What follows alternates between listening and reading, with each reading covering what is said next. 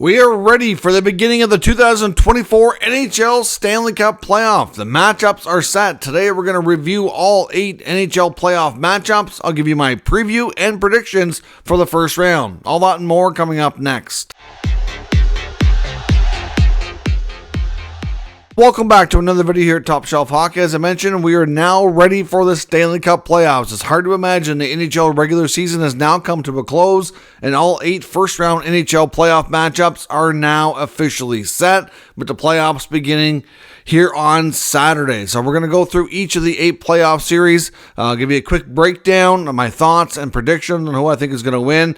Not going to go too deep past that. I will give you my thoughts based on my predictions, who could win in round 2, 3, and kind of setting up the final in my cup winner, if you will. But not going to go in depth in each series because they're not officially set yet. It'd just be a quick thought on how I think it could go if my predictions come true. But for the first round, we know this is official. We're going to start, of course, with the Eastern Conference, where we have some pretty interesting matchups. I honestly think the matchups coming out of the Atlantic are going to be a lot more interesting in the bracket here. The Metro matchups, to me, I'm not sure that they're going to be as long, as hard-fought, and as interesting. I do think that there could be a couple of, I guess not really lopsided, but just not really evenly matched series, where the ones in the Atlantic look a little bit more like that. So let's start first in the Atlantic, where to me are going to be some of the juiciest playoff matchups and most interesting. To start with the Battle of Florida, the Florida Panthers and the Tampa Bay Lightning. Of course, the Panthers end up finishing first in the division, whereas Tampa Bay is a wildcard team this year during the season series, which I know doesn't count for a whole lot. It's a whole new series, a new season when the playoffs start. And when you look at regular season results amongst teams playing playoff series, it doesn't always mean a lot or matter, but it just gives us a little bit of something to base on how their recent matchups have gone. Florida did win 2 out of 3 regular season matchups. These teams have met a couple of times before in playoff series.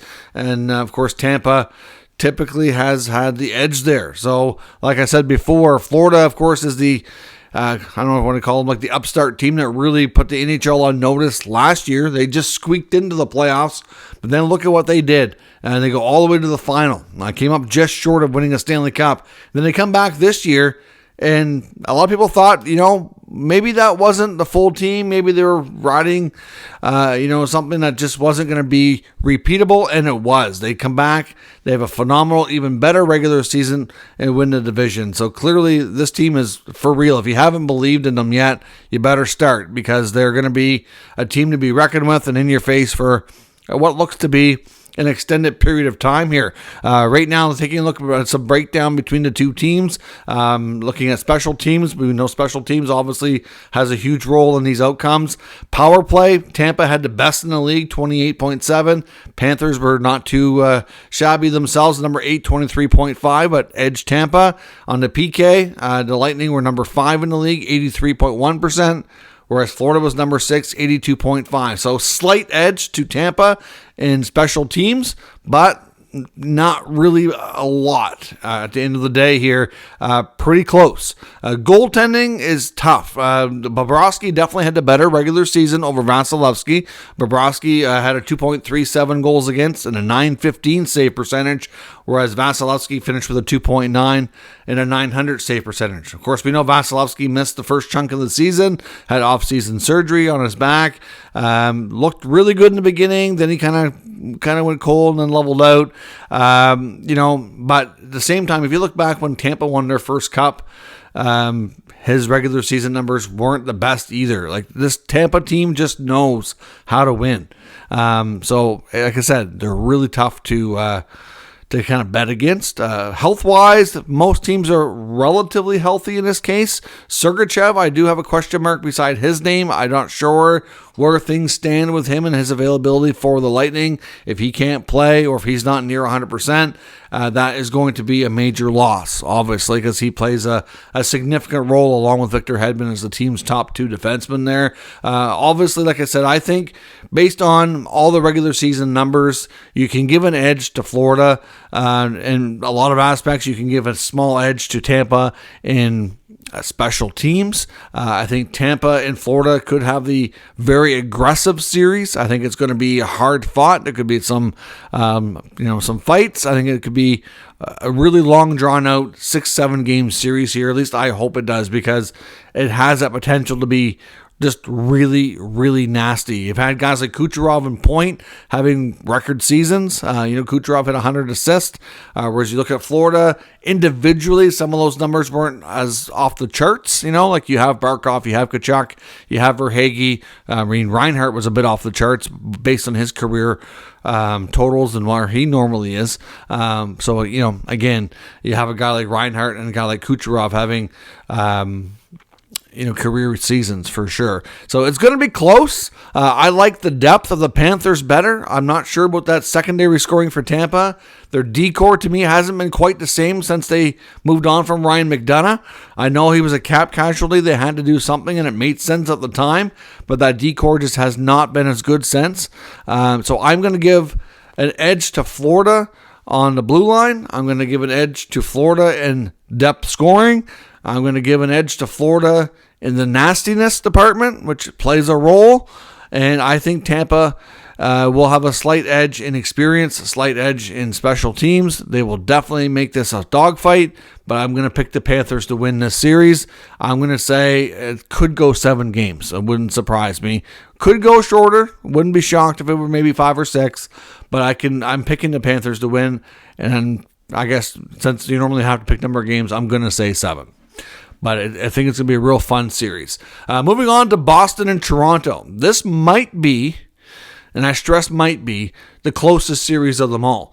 In the Western Conference, Jets, Avalanche, maybe Oilers, Vegas might have be right up there. It's hard to say. But these two teams have had a lot of history. The Boston Bruins have been breaking the Maple Leafs' hearts for a long, long time. Of course, I probably don't need to tell you, especially if you're a Leaf fan, the history in the playoffs more recently. They have not beat the Bruins in a playoff series since all the way back in 1959. They also have not beaten the Bruins in a regular season game, and I believe it's 3 years now. The Bruins did sweep the season series this year again. However, I do think that the Toronto Maple Leafs and Boston Bruins will be incredibly close. If you take a look at the special teams breakdown, Toronto's power play, 24.3%, number 7 in the league. Bruins, 22.2, number 13 in the league. Penalty kill, definitely big edge Boston, 82.5% compared to 76.9% for the Maple Leafs. So the Leafs have the better power play. The Bruins have a better penalty kill. So will that better penalty kill kind of tame down their power play? And could that kind of be a wash? So special teams may or may not be the end-all be-all here. Of course, you had Austin Matthews stuck on 69 goals, which is phenomenal, though. In the last couple of games, it seemed like they were playing more for him to hit 70 than they were trying to be a team game and win the game. Both teams come into the playoffs on negative notes. Last 3 or 4 games weren't good on either case. I know health-wise, Boston has Forbort down in the minors on a conditioning stint. Maroon hasn't seen much action because he's been dealing with an injury since he was acquired. Toronto, McMahon was hurt recently. He, I believe, is expected to go in Game 1. Not sure about Joel Edmondson. He's been in and out a lot as well. And obviously, his availability could be a big factor. They brought him in to be, a steadying, big, solid D back there, especially with all his cross-checking that he loves to do in round 1 of the playoffs. Goaltending, though, is definitely a major edge to the Bruins, and that's where this could tip in favor of Boston. Jeremy Swayman, I would suspect, will be the starter here. He does have the better, results overall. And he also has owned the Leafs. He's completely owned them. Whereas Allmark has been considered a little bit more of the hotter hand down the stretch. But to me, I'm going Swayman. I don't know what the Bruins will do. He's got a 2.53 and a 9.16 save percentage. Whereas, assuming you go Samsonov, he's got a 3.13. Joseph Wall, I don't think you start Wall. I'm pretty sure you go to Sammy in Game 1. I don't know what the Leafs are going to do here. I'd be surprised if they don't go Samsonov, but we'll see. Either way, it doesn't matter to me who they go with. Edge and goaltending definitely goes to Boston. Sorry, but when it comes to scoring goals, you got to think that this Leafs team is. If you look on paper, like you got Matthews, Marner, Tavares, Nylander, Domi and Bertuzzi were hot down the stretch, and then you look at the Bruins top six. And it really shouldn't be close. Guys like Charlie Coyle and Pavel Zacha have exceeded expectations significantly. Of course, you got Marchand in there as well. Pasternak's always a weapon. It's going to be tight. But at the end of the day, the Leafs have brought in some nastiness on defense. Between Benoit, Edmondson, McCabe, they're a lot grittier than they ever were. If you take a look at those old series against Boston, they were a softer team for sure, and they could be bullied. I don't know that can be the case now. So when you factor all that in, the big question mark for me is goaltending.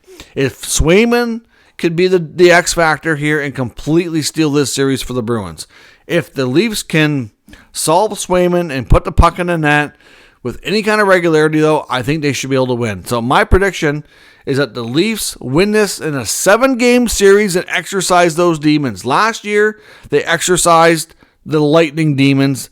This is the year they exercised the Bruins demons. Of course, that would set up a rematch in round 2 of Toronto versus Florida. Could they exercise those demons too? That one, I don't know. I would say that if Toronto-Florida meets in round 2, that would be edge Florida. I would pick Florida to beat them again. But I do think in round 1 that the Leafs should be able to take down the Bruins. But a tight series, possibly go game 7. But I wonder if we'll see some heroics and exercise those demons just like we saw last year against the Lightning. As the Metro, Rangers, Caps, Carolina Hurricanes, Islanders, I don't think these are going to be overly close. To me, there's some mismatches. Rangers, Capitals, they actually split the season series 2 apiece. But looking at everything on paper, the Rangers should be able to win this handily. Power play, you've got 26.4 for the Rangers versus 20.6 for the Washington. So you get the 4th ranked against the 17th ranked. So that should be a major edge to the Rangers. The PK, major edge as well, 84.5% to the Rangers versus 79 for Washington. So huge edge in special teams when it comes to the New York Rangers here. Goaltending-wise, Charlie Lindgren's been good for the Capitals, and I fully suspect he will be starting here. He's been better than Darcy Kemper this season, but Shesterkin definitely has had the better season overall and has more experience, and if Igor is what he can be, then there's no contest in this situation. So I will give an edge in goal to the New York Rangers, but the Capitals have themselves a good one and a late-blooming Charlie Lindgren. And, of course, you could call this series the Lindgren Bowl or the Battle of the Lindgren Brothers. Of course, Ryan Lindgren, of course, is Charlie's brother on defense for the Rangers. So you got a battle of the brothers here going on as well. Health-wise, we know the Capitals are likely going to be without Nick Jensen. I haven't had another update on his health except for missing the final 2 regular season games after that massive collision that put him out there. So I'm predicting the New York Rangers win this series, and I think it's going to be short. I'm going to say either a sweep or maybe at most 5 games. We'll see, but that's my prediction on that one. Carolina versus the New York Islanders. Again, this has the potential to be a mismatch. They also split the series 2-2, but I don't have the faith in the Islanders like I do in Carolina. To me, this Carolina team is just too loaded, and they finally got their stud goal scorer in Jake Gensel that they've been missing the past couple of years when they needed a clutch goal. That was always the problem. They lost, I don't know how many tight 1-0, 2-1 games and just needed that extra goal to get over the hump, and they haven't had it, but I think now they do. On the power play, they were the second best in the league, 26.9 versus the 21st best in the Islanders, 19.7, so that's a huge difference. Penalty kill, they were the best in the league, 86.4 to only 72. So you get the best and the worst. Huge edge in special teams here for the Canes. Freddie Anderson has been one of the best, if not the best goaltender in the NHL since his return from the issue with the blood clots. Putting up, was it a .932 save percentage and like under 2 goals against, like 1.8 or something ridiculous. Like he's been absolutely unstoppable out there. Whereas Ilya Sorokin has been good, but he hasn't been quite as good as we've seen in the past. Not to say that that couldn't find itself again, but averaging just shy of 3 goals per game in a .909. Definitely, if Anderson continues to play the way he has, you'd have to give edge to Carolina. Normally, you would think Anderson versus Sorokin, that'd be edge Islanders, and it could be. You just never know. Some of these guys might not have had the best regular season, and then they turn on switch flips, and bam, you get a different result. But at the end of the day here, I'm giving Carolina a huge edge. The other issue I'm having with the Islanders is health. Noah Dobson, we don't know if he's coming back or when he can come back. They're already without Mayfield. The blue line's banged up. It's not as good as the Hurricanes to begin with. Edge on the blue line to the Hurricanes anyways, and then you take out their top defenseman, who's been a huge part of their offense. That's a big issue. I know Pagio got hurt in their last game as well, so a question about his availability. This Islanders team is older. They're banged up. They got in. Patrick Ross pushed a lot of the right buttons to get them in. But I think they're up against too big of a juggernaut here, and I'm going to say the Canes win this series in short order, just like the Rangers. Could be a sweep or maybe 5. Maybe they'll surprise me and win an extra and go 6, but I'm going to say 5 at most for the Hurricanes to take down the Islanders. So that would set up Rangers-Canes. That would be an incredibly fun series to listen to and watch, and it would be really tight. I would still pick Carolina, I think, to come out on top. I do like a lot of the advantages there, but at the same time, that would be tough. So if these predictions hold true and we had a second round of, Toronto versus Florida, Rangers versus Canes, I would say that would set up an Eastern final of, I would pick Florida versus Carolina. And I know I've been big and high on the Hurricanes all season. That would be a really tough series. I would still lean towards Carolina in that situation because I think the defense wins championships and they're by far the better defensive team, even though that Florida is pretty good in that sense too. But, it would be tight, and I think it would go deep. It would be a long, hard-fought series, I do think. So that would be my Eastern Conference prediction. So picking Florida, Toronto, the Rangers, and the Hurricanes to come out victorious here in round 1. Okay, so now let's jump over to the Western Conference. So we're going to have the Dallas Stars against the Vegas Golden Knights, the Jets versus the Avalanche. Then in the Pacific, we have Edmonton, LA, and Vancouver versus Nashville. So we're going to have Vegas and Nashville essentially crossing over into the other division here for the playoffs. Up until the last night of the NHL regular season, it was looking like it was going to be Dallas, LA, and Edmonton, Vegas. Both the Kings and the Golden Knights had their final game on the final night, both playing weak teams out of the playoffs. The Golden Knights battling the Ducks, and the Kings battling the Blackhawks. I assumed both teams would likely come out victorious, setting up Vegas to be in third spot there and would battle the Oilers. And LA would end up going to Dallas, but that did not happen. Vegas drops their final game of the season to the Ducks and changed everything here at the last second. So Dallas versus Vegas is going to be an interesting matchup. Dallas versus Vegas will be a battle of two heavyweights. I know Dallas has had a phenomenal regular season. They had the 5th-ranked power play, 24.5%. Vegas, on the other hand, only 20.1, 19th best in the league. Penalty kill, again, Vegas, not as good as Dallas on this one either. 79.7 for the Golden Knights, 18th best versus Dallas, 81.9. Goaltending is going to be interesting too. I mean, we saw what Adin Hill did in last year's playoffs. If he turns it on like he did then, could be a little different. Not that he had a bad season, but he didn't at all. Just, I think he battled a lot of injuries. Probably a little bit underwhelming overall for him, just based on, I guess, winning a cup and coming back, and his lack of ability to stay healthy this year is challenging for sure. He finished with a 2.7 goals against and a .910 save percentage, so still pretty decent numbers. Jake Ottinger, on the other hand, he looked more like Jake Ottinger late in the season, but he had his ups and downs this year too, with a 2.76 goals against and a .904 save percentage. So not terrible numbers, but not quite what you expect from Jake Ottinger. At the same time, both these goalies proved last year they were, great playoff well, not just last year, but in the past couple of years, playoff performers. And I think, especially in the case of Ottinger, has the ability to steal a series. Adin Hill's got such a strong defense in front of him. Not that he didn't have to be good when they won the Stanley Cup. He really was good. But he often wasn't asked to steal it. It's just a little bit of a different scenario. Of course, with Vegas, my big concern is their health. At this point, the playoffs don't start for another day. This series won't start for a couple of days. Haven't been confirmed 100%. I don't know the status of Mark Stone. I know Alex Pietrangelo's been out. If those two guys are not in the lineup, that's a huge blow for the Golden Knights and will be a major impact on their team.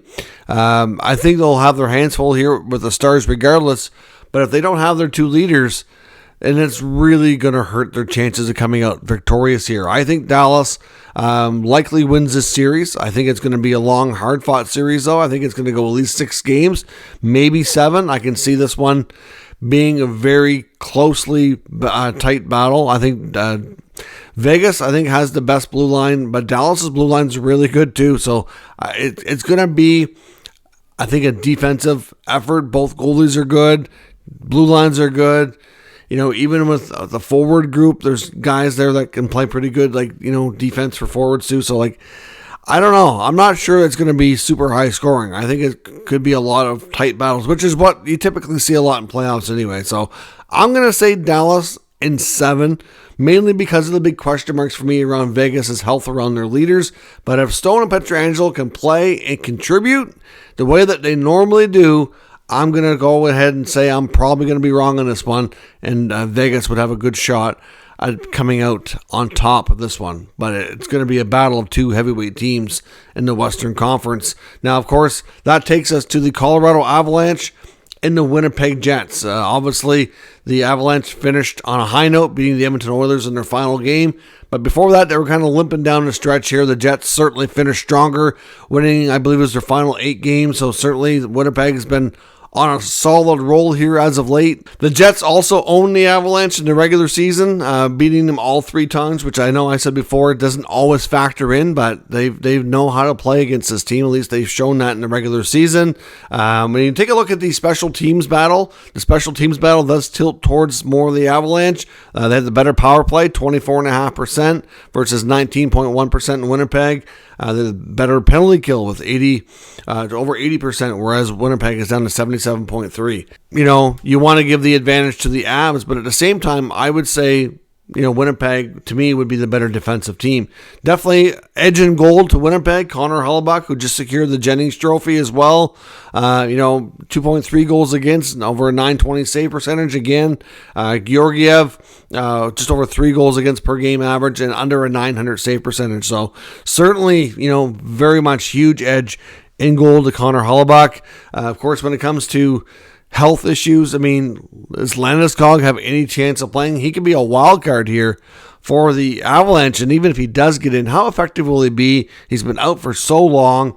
It makes you wonder, but he's a great leader, and he's been battling hard. So we'll see if there's any surprises on that front. But otherwise, the Jets seem to be fairly healthy. They have lots of options. Even a guy like Cole Perfetti, for example, who finished strong, might not even be in the Game 1 lineup.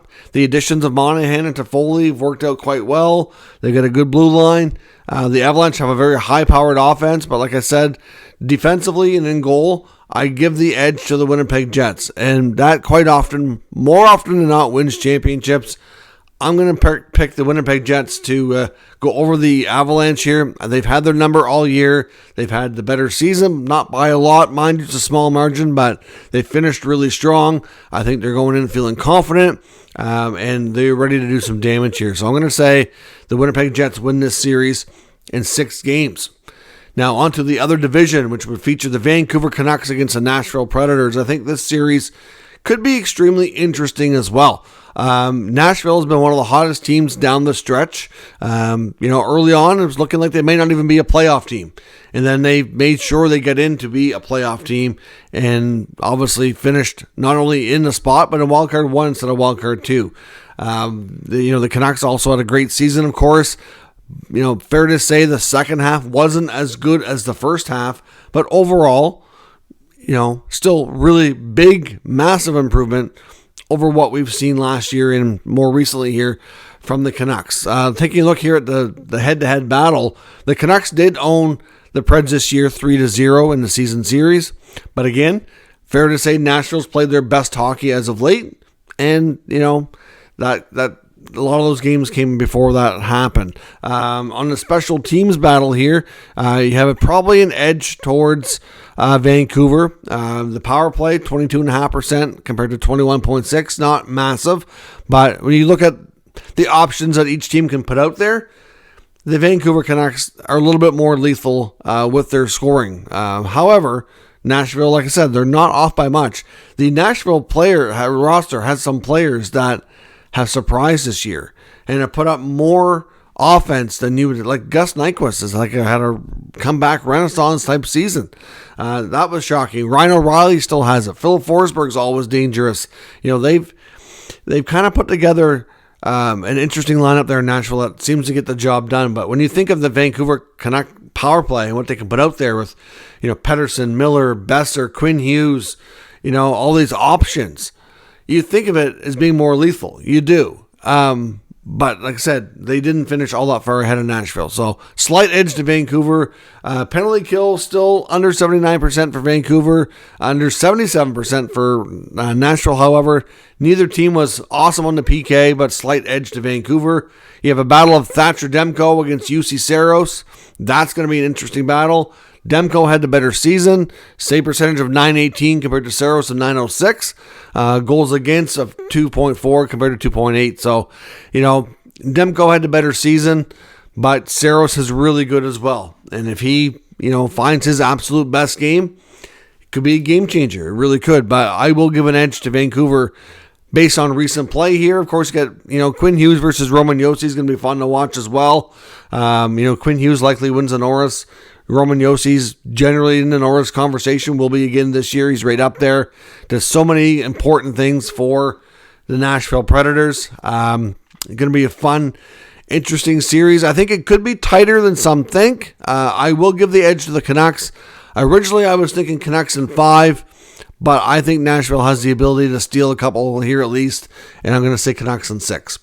So, not going to be an easy matchup, though. I think Nashville will give Vancouver all they've got. I know going into the last couple weeks of the regular season, I was thinking, geez, those Nashville Predators, I wouldn't be surprised if they upset one of the top teams, because I knew that at that point they're going to be a wild card team most likely.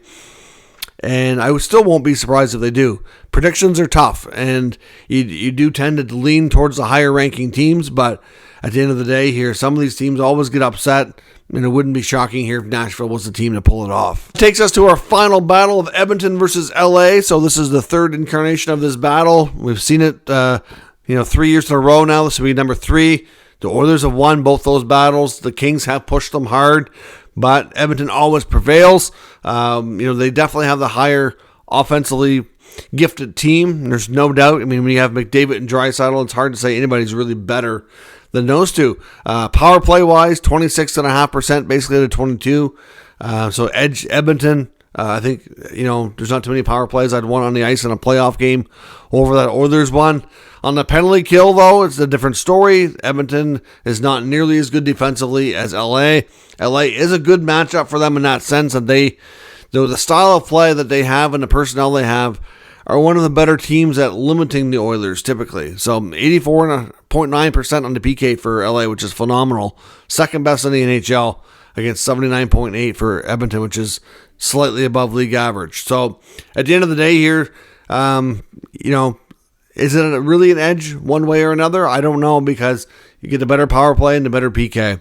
And defense quite often will win, but they're going to have their hands full for sure.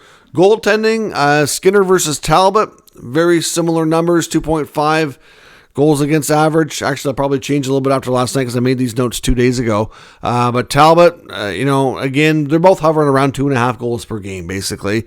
Slightly better save percentage for Cam Talbot this year. Why Edmonton played Stuart Skinner last night with a depleted lineup, I don't know.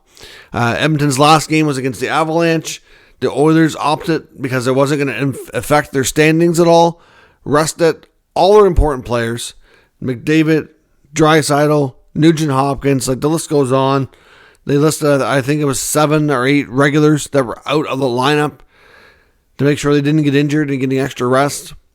But they played Skinner, and the Avalanche had a full lineup. Jared Bednar said his stars did not want to rest. They wanted to play. And I think because they hadn't played well down the stretch, I think they're looking to find some confidence. And they did. They get off to a whopping lead early in the first period. It was like 4-0 within no time. And Skinner got pulled. And I'm worried now for the Oilers on Skinner's confidence. Like, I just don't know why you put him through that. You knew that the Avs were going with a full lineup and you had a depleted lineup. Why didn't you just play Pickard? Now, I know they had like a back-to-back situation, but Pickard's going to get some days off and he's not going to start the first game of the playoffs anyway. So why would you be worried about that? Of all the decisions that Knobloch has made as coach this year, most of them have worked out and been the right ones. I do question that one, and I am now worried about the confidence and the mental ability here of Skinner. I hope he can just flush that game and move on and understand that the team in front of him is not the team in front of him that's going to be on the ice in the playoffs. But to me, that's just like mental warfare that was unnecessary. I still think Edmonton will prevail here and beat them for a third straight year. I just think the Oilers, they know how to play LA. LA knows how to play them. They're very familiar with each other. They know how to try to get through that 1-3-1, which is tough, that LA likes to put out there. So we'll see. But I think it's going to be a tough, long series. And at least 6, if not 7 games. But the Oilers will prevail, which would obviously set up Edmonton versus Vancouver in round 2. And you would see Dallas against Winnipeg in round 2 as well. I think the Winnipeg Jets and Dallas Stars would be an interesting series. I would like to think that the Jets would prevail, but I'm not 100% sold on that. I do like the idea of Edmonton-Vancouver. I think that'd be a fun series in Western Canada. I think Edmonton would beat Vancouver. I know early on in the season the Canucks had their way with Edmonton, but this Oilers team is not the same team that they were then. And I think now that would be a major advantage, Oilers, at least that would be my thought. So I would probably predict at Edmonton. I'd love to see Edmonton-Winnipeg to see an all-Canadian Western final, but the Dallas Stars might have something to say about that. But the Jets have been so good lately. It's hard to bet against them. Edmonton, Winnipeg, and I've been picking the Oilers all year to go to the Stanley Cup. And so if my predictions hold true here, I would probably see a Edmonton-Carolina rematch from 2006 in the Stanley Cup final. And I've been picking the Oilers since like August to win the Stanley Cup. So I'm going to stick with them for now, see if they make me look good or if they make me look bad on that selection. But those are my picks for this year's 2024 Stanley Cup playoffs. We will be doing the bracket challenge, so stay tuned for that. I've got it posted on the community tab so you can submit your brackets. I will likely do another video here in the next couple of days, just kind of showing my full bracket and going through a bit more explanation on the other rounds. But for right now, that's my first round playoff prediction. So you've got the Edmonton Oilers, Vancouver Canucks, Dallas Stars, and Winnipeg Jets are my 4 teams to win the Western Conference first round. Let me know your predictions down in the comments. We'll talk further. If you're new to the channel, make sure you subscribe and stick around. I'll keep you up to date with all the news, rumors, and analysis of all 32 NHL teams. Thanks for watching. I'll catch you next time.